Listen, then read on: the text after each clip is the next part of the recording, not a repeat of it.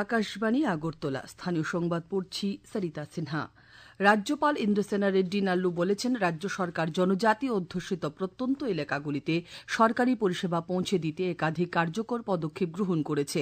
গতকাল আগরতলার প্রজ্ঞা ভবনে জনজাতি গরিমা উৎসবের উদ্বোধন করে তিনি কথা বলেন। তিনি বলেন, রাজ্যে বিশেষ করে দূরবর্তী গ্রামগুলিতে প্রশাসনিক শিবির আয়োজনের মাধ্যমে স্বাস্থ্য পরিষেবা, শংসাপত্র প্রদান সহ বিভিন্ন সরকারি প্রকল্পের সুবিধা সরাসরি সাধারণ মানুষের কাছে পৌঁছে দেওয়া হচ্ছে।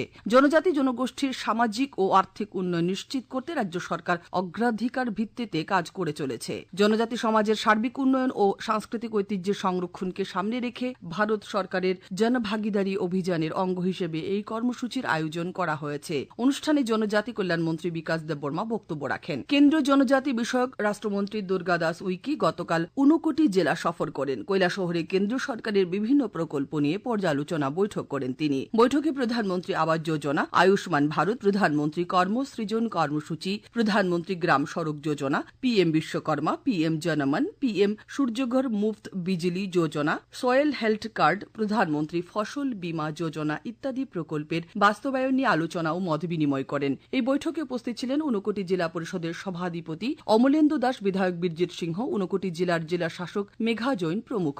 রাজ্যে সরকারি ডিগ্রি কলেজগুলিতে স্নাতক পাঠ্যক্রমে 2026-27 শিক্ষাবর্ষে প্রথম বর্ষে ভর্তি প্রক্রিয়া আজ থেকে শুরু হচ্ছে। আজ উচ্চশিক্ষা দপ্তরের সমর্থ পোর্টালের মাধ্যমে অনলাইনে আবেদন গ্রহণ শুরু হবে। আবেদন গ্রহণের শেষ তারিখ 7 জুন রাত 12টা পর্যন্ত। প্রথম রাউন্ডে ভর্তির জন্য মেধা তালিকা প্রকাশ করা হবে 19 জুন। প্রথম রাউন্ডের মেধা তালিকা ভিত্তিতে ছাত্র ভর্তি করা হবে 22 এবং 23 জুন। দ্বিতীয় রাউন্ডের মেধা তালিকা প্রকাশ করা হবে 24 জুন। এর ভিত্তিতে ছাত্র ভর্তি করা হবে 25 থেকে 29 জুন পর্যন্ত।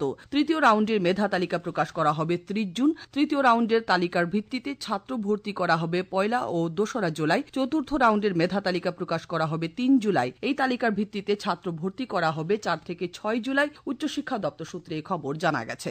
রাষ্ট্রপতি দ্রৌপদী মুর্মু পুলিশ বাহিনীকে আরও জনমুখী হওয়ার আহ্বান জানিয়েছেন। গতকাল সিকিম পুলিশের হাতে মর্যাদাপূর্ণ প্রেসিডেন্টস পুলিশ কালার প্রদান অনুষ্ঠানে তিনি এই আহ্বান জানান। গ্যাংটকের পালজর স্টেডিয়ামে আয়োজিত অনুষ্ঠানে তিনি পুলিশ বাহিনীকে বিশেষ করে নারী, দরিদ্র ও শিশুদের সঙ্গে আচরণে সংবেদনশীল হওয়ার উপর জোর দেন। সাইবার অপরাধ, অনলাইন প্রতারণা ও ডিপ ফেকের মতো নতুন চ্যালেঞ্জ মোকাবেলায় প্রস্তুত থাকার পরামর্শ দেন রাষ্ট্রপতি। কেন্দ্রীয় কৃষি ও কৃষক কল্যাণ মন্ত্রী শিবরাজ সিং চৌহান বলেছেন, দেশে বর্তমানে খাদ্যশস্যের কোনো ঘাটতি নেই।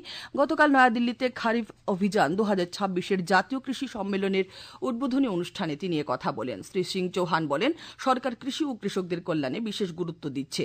ভারত বর্তমানে ধান উৎপাদনে বিশ্বে শীর্ষস্থানে রয়েছে বলে তিনি উল্লেখ করেন। তিনি আরও বলেন, 2 দিনব্যাপী এই সম্মেলনে খারিফ কৃষি খাতের উন্নয়নের জন্য একটি রূপরেখা তৈরি করা হবে। জৈব চাষ, সমন্বিত কৃষি সহ বিভিন্ন বিষয় নিয়ে আলোচনার জন্য এই সম্মেলন একটি গুরুত্বপূর্ণ মঞ্চ তৈরি করবে।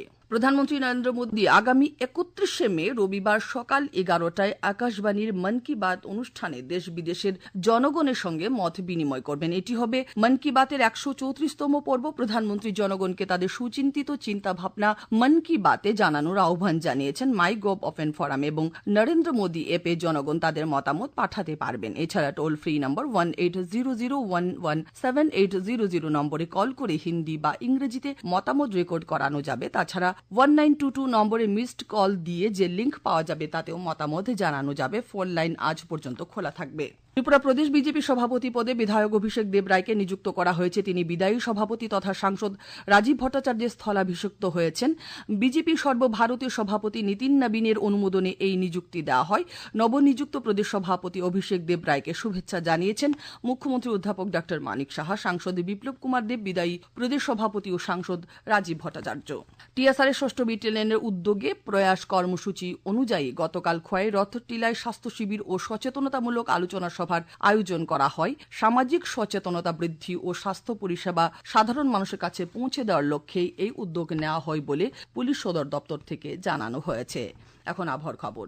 আজ দুপুর পর্যন্ত আবহাওয়ার পূর্বাভাসে জানানো হয়েছে, আকাশ সাধারণত মেঘলা থাকবে। বজ্রবিদ্যুৎ সহ হালকা থেকে মাঝারি ধরনের বৃষ্টিপাতের সম্ভাবনা রয়েছে।